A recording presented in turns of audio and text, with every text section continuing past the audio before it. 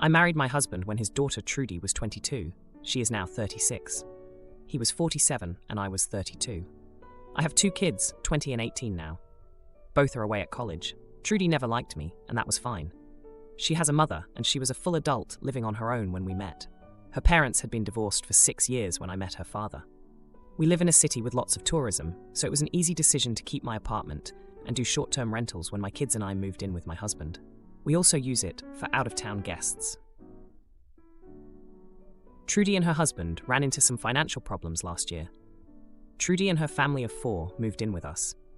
We agreed that after the holidays, I would stop taking reservations for my apartment, and they could move in there. They would sign a lease, and we would rent it to them without collecting rent so they could build up rental history and money. Trudy moved in last October. It was hell. She doesn't help around the house, and neither do her kids. Her husband is working his butt off to get money together for them, so he comes home exhausted, and he is more help than her or their kids. The 3 of them leave dirty dishes everywhere. Dirty laundry everywhere. The house is just a mess. I have spoken to all of them, including my husband, about this. My son-in-law is the only one who makes an effort. Trudy literally said that I live in her father's house, so I don't get to tell her what to do. My husband did not back me up, so I moved out. My apartment is now empty since the holidays are over. I said I didn't want them treating my property like they were treating my husband's home. They are all mad at me for leaving and changing the plan. She actually threatened to sue me since they have a signed lease. I told her to go ahead since I could prove that I never got the agreed-upon deposit or first and last month's rent, which we were going to cover to help them start over. I've been here for a week now, and it is great. No noise, no mess, a much better commute for me to my work. My husband has been spending a few nights a week here with me. He wants me to come home and give them the apartment like we agreed. I said I would do that if we went back to his house that minute, and it was in good shape. Narrator's voiceover goes here. It was not. It was disgusting, like it smelled bad. It was like if 5 teenage boys were living there with no supervision. She saw me looking around in disgust and said that it wasn't her fault and that the mess was because they didn't have their own living space. Yeah, sure. I turned around and went back to my place. I offered to let my husband move in with me if he wants them to have their own space. He won't because he is retired and likes where he is. So like I said, they are all mad at me. My husband, Trudy, her kids, Trudy's husband, is the only one who understands my position. I will no longer agree to let them in my apartment, and I will also only move back once they leave. Now for a few comments before the update. Comment 1. Forgot to add, OP, get your locks changed, and stop allowing your husband entry. Take pictures of your apartment, video of everything working. This includes appliances, microwave, fridge, TV, etc. The air conditioning and heat and thermostat, running water and flushing toilets. Anything and everything you can think of. You can't guarantee that while you're at work, they might sneak in for a break, or once you move back with your husband, they take over your apartment, flash their lease, and claim tenants' rights if you try to kick them out. Edit. That she was so ready to yank that lease out to sue you for access is enough proof to not ever trust her, and always be on guard. Comment 2. By you continuing to give your husband a break from the dumpster that he's currently living with, he's not going to get angry enough to create change. He gets to keep his daughter happy, and he still has you when he wants you. Why would he change at that point? There's no incentive to change at all. Not the idiot, but you aren't being firm enough in your response. Your husband clearly doesn't understand that he's allowing not only your home to be disrespected, but he's allowing you to be disrespected. That's not okay. Why would you want to go back to that environment at all? I won't say divorce, but therapy could be a very good option. Now for the update. Hey Reddit, it's been 2 weeks since my last post, and boy do I have an update for you. Remember how I moved out because Trudy and her family turned my husband's house into a disaster zone? Well, things have escalated, and not in the way you might expect. First off, let me give you a bit of history on Trudy's husband, Mark. He's always been the hard-working type, trying to provide for his family. He's been nothing but respectful to me since the day we met. I guess that's why he's the only one who seems to get why I left. Now, on to the juicy stuff. After I refused to let Trudy and her family move into my apartment, my husband started spending more time with me there.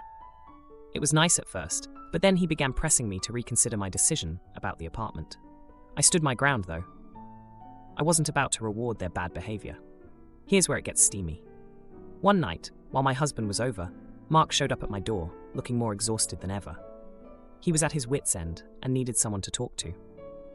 We ended up having a long conversation, and he confessed that he felt stuck in his marriage with Trudy.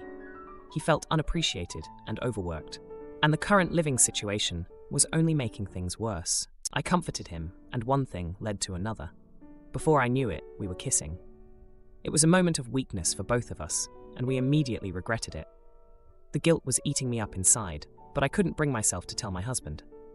The next day, Trudy confronted me. She had found out about the kiss from Mark, who was ridden with guilt, and confessed to her. The confrontation was intense. Trudy was furious, not just about the kiss, but about everything that had happened since they moved in. She accused me of trying to steal her husband and ruin her family. In the heat of the moment, I fired back with all the pent-up frustration I had about her behavior in the house. I told her how her lack of responsibility and respect for my space led to the breakdown of our family dynamic. It was a full-blown shouting match, and my husband heard every word. He was shocked and disappointed in both of us. He couldn't believe I had kissed Mark, and he couldn't believe how Trudy had been treating me. He decided he needed some time to think and left to stay with a friend. With my husband gone, Trudy and I had no choice but to talk things out. We both apologized for our actions, and she admitted that she had been taking her stress out on me. She promised to start helping around the house and to teach her kids to do the same. As for the apartment, Trudy and her family started cleaning up their act, literally. They cleaned the house from top to bottom and maintained it that way. Seeing their effort, I decided to give them another chance. I agreed to let them move into my apartment, but with strict conditions regarding cleanliness and respect for the property. It's been a week since they moved in, and so far, they've kept their word. The house is in good shape, and my husband has returned home. He's still hurt by what happened, but we're working through it. It's a bittersweet feeling, knowing that things will never be quite the same between us. As for Mark, we've both agreed to never speak of the kiss again. It was a mistake that we both regret. He's trying to mend things with Trudy, and I'm rooting for them to work it out. Cleaning lady brings her 8-year-old sister to my house, and she breaks a glass bowl and eats a piece of cake meant for my daughter.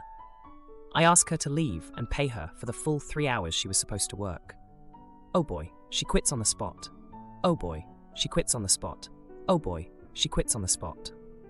I, a 24-year-old female, am married to my 28-year-old husband, and we have one daughter together, a 4-year-old named Alaya. We both work a lot, and I also work from home often. I needed cleaning, so last week I called an agency, and they sent a girl over to clean the house, and we agreed on $40 an hour. Let's call her Eva. So Eva, who is around 19 or 20 years old, arrives at my house with her little sister, who is 8 years old. I asked her why her little sister was here, and she said she had no one else to leave her with. I wasn't very pleased, but assumed she didn't have a choice, and didn't say anything. I showed Eva the playroom of my daughter and said it was to be cleaned as well, and her sister started staring around the room, touching all the toys. I again didn't say anything. Eva started working, and I went to my room to get ready to pick up a cake for Alaya and to pick Alaya up from school. I heard a noise in Alaya's playroom, so I rushed over and saw Eva's sister playing in the room, and she broke a glass bowl that I had custom made for Alaya when she was born. At this point, I was annoyed, but again I held myself and told Eva to clean it and keep an eye on her sister. I went out and picked up Alaya's favorite cake with strawberries. It was a cake that had strawberries on only one side on the top, and on that same side there were more decorations, etc. I put it in the fridge and left again to pick up Alaya. When we walked into the kitchen, I saw Eva's sister eating a big piece of the cake. And exactly the part with the strawberries and more decorations. I have never had an issue like this before. In fact, the cleaning ladies never open my fridge or anything because they have no business there. I asked Eva what she thought she was doing, and she told me my sister was sad and really wanted cake, so I figured she could have a piece. Alaya started crying because she had been looking forward to her cake with strawberries, and now the piece with strawberries was gone. I told Eva that it is not her place to figure out whether her sister could eat something from my fridge without asking me. She could have waited for me to get back because I told her I would be back. I told her that even if she did do this, she should not have taken the whole decorated piece, because she could have also figured that this cake was meant for my daughter. Eva said that, "You are getting mad for no reason. Just take the money from my pay." I told her she could pack her stuff and leave with her sister. And she didn't have to finish the house cleaning. She had been at the house for only 2 hours, but I paid her $120 and told her to get out. So I told a friend, and she told me that I overreacted over a piece of cake, and I should have understood the little girl. I again said that it is not just cake, but it is rude to open my fridge and take out a cake that is not unboxed yet and eat it. I am wondering now, am I the idiot? Edit. Eva was supposed to be there for 3 hours, and I sent her away after 2, but paid her for 3 hours. Now, for a few comments before the update. Comment 1. Not the idiot.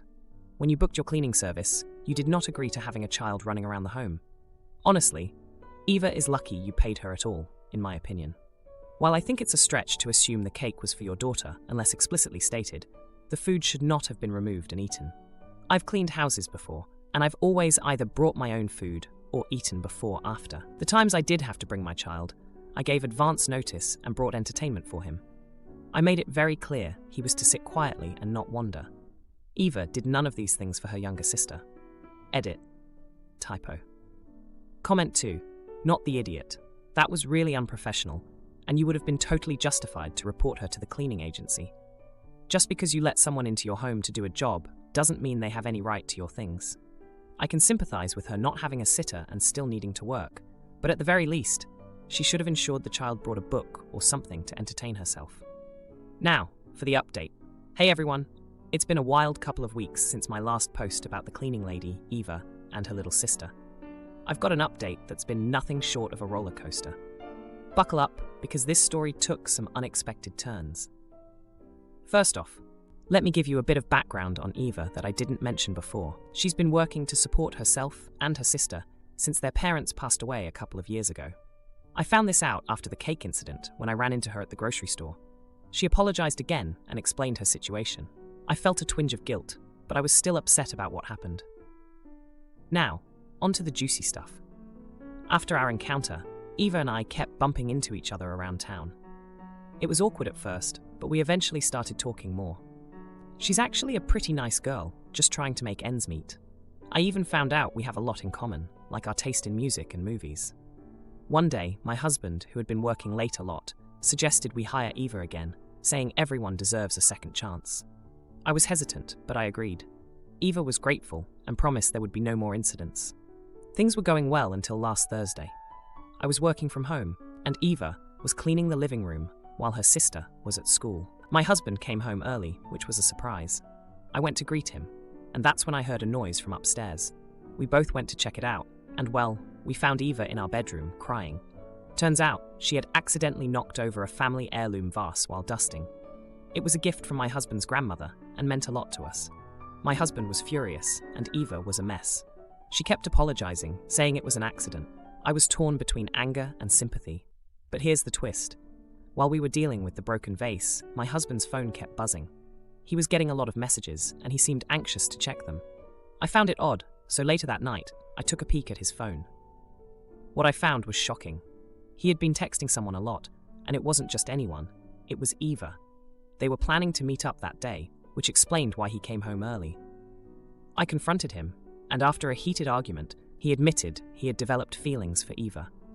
He swore nothing had happened between them, but he couldn't deny the emotional affair. I was devastated. My marriage was on the rocks, and it was all intertwined with the girl who had caused so much chaos in our home. Eva was mortified when I told her what I had discovered. She apologized and quit on the spot, saying she never meant for any of this to happen. Now I'm left with a broken vase, a broken piece of my heart, and a lot of confusion. My husband and I are trying to work through this, but it's not easy. As for Eva, I haven't seen her since she quit. I heard from a mutual acquaintance that she's found another job and is doing her best to take care of her sister. Stepmom raised me and my siblings, but stepsister Liana ruined our lives by making us pay $100,000 to catch up her education. Now she admits guilt and gives me a check. I grew up in a big blended family where we all consider ourselves siblings, and I consider my stepmom my mom. All of us kids are close, except for one, my stepsister Liana, fake name. My parents think it's just because she didn't grow up with the rest of us, but that it's fine, and it's not. Yes, by the time she came to live with us, she was almost 18, but it's not because of that. it's because she cost the rest of us our futures. See, when she came to live with us, she had been independently homeschooled. She was said to be very smart, but testing revealed that she only had about a 9th grade education and no transferable credits. Neither our school nor the public school were willing to place her above 9th grade. Since she was only about a month from turning 18, this would mean she would be in high school until her 21st birthday, and would more likely than not have to drop out anyway. The only other option was to have her get a GED. They were devastated, especially because she had an offer from family friends to get her into and through college if she did a specific program that she did have advanced education in. If she didn't graduate that year, they would question how bad it was and likely rescind the offer. The only other option was for her to get a GED, which would force the family friend to rescind the offer, even if they still wanted to help, because she could never get accepted with a GED. My parents worried over this, until someone they knew, who was the admin of another private school, offered to help out. They offered to enroll her as a senior, and she could spend the year catching up. Provided they saw it in their hearts to give a donation, of course. Around $100,000 later, she graduated from an accredited high school and moved on to college. My family is just a normal middle class, so paying that meant that the rest of us had to take out massive student loans, and my youngest siblings even had to switch to public school. My older brother got some help before this, but there wasn't a dime for the rest of us. My parents justify it by saying that they had to do it because it was their job to give all of their kids as close to an equal start to their lives as possible, and this was the only option to do that for her. My mom asked why we all have strained relationships with Liana, and it finally came out that, truthfully, we resent her for the huge financial load on us and the entire family that she caused. It's been 10 years, and she's never even tried to apologize or make amends, and it's grating. Now my father says that Mom has fallen into a depression because nobody loves Liana but her, and that we weren't a family despite everything she's ever done. We are a family, just not with Liana. Are we really in the wrong? Now for a few comments before the update. Comment 1. I think your anger is misplaced, and you and your siblings should be mad at your parents, not your sister. Yeah, your sister was in a bad spot, but as far as we are aware, Liana didn't ask, beg, or expect to have $100,000 spent on her to get her a high school degree. I don't know what Liana's life looked like before she came to live with you all, and maybe there was some abuse or trauma there. Or just the lack of a proper education, which I doubt was up to Liana. It's your parents who wanted to keep her on this specific track of theirs, getting her into college on a specific timetable. And they had to know what spending this money would do to the rest of you. And they still chose it. That's on them, not Liana. Gentle. You're the idiot for holding something against your sister that wasn't her fault. Comment 2. You're the idiot. I have no idea how old you were when Liana showed up, but unless your parents gave you a detailed history of where she was and what she had been through the last 18 years, she may have had a lot more going on than you realize. You also said you're a normal middle-class family, but that your youngest siblings had to switch to public school. If they were attending private school, their tuition would likely cost more over the course of their primary schooling than Liana's did, no? It doesn't sound like Liana asked for this or purposely held herself back at a 9th grade level. If you love your stepmom like a mom, go talk with her like she's your mom. Now, for the update. Hey Reddit. It's been a week since I last posted about my stepsister Liana, and the whole mess with her education and how it affected our family. I've got some updates for you, and let me tell you, it's been a wild ride. So after the big blowout, where everything came to light, things got even more heated at home. My parents were trying to mend fences, but it was like putting a band-aid on a broken leg. Liana, on the other hand, had been pretty quiet since the argument, which was unusual for her. She's always been the type to speak her mind, even when it wasn't her place. Turns out, Liana had been doing some thinking of her own. She came to me a couple of days after the argument, and what she said was jaw-dropping. She admitted that she knew about the sacrifices our family made for her education, and that she felt guilty about it. I was floored because Liana never admitted to anything, let alone guilt. But here's the kicker. Liana had been saving up money from her job. She'd been working at this tech startup for a while, and apparently they were doing really well. She handed me a check. It was for a significant amount, not enough to cover everything, but enough to make a dent in the loans my siblings and I had taken out. I didn't know what to say. Part of me wanted to rip the check up. The anger was still there.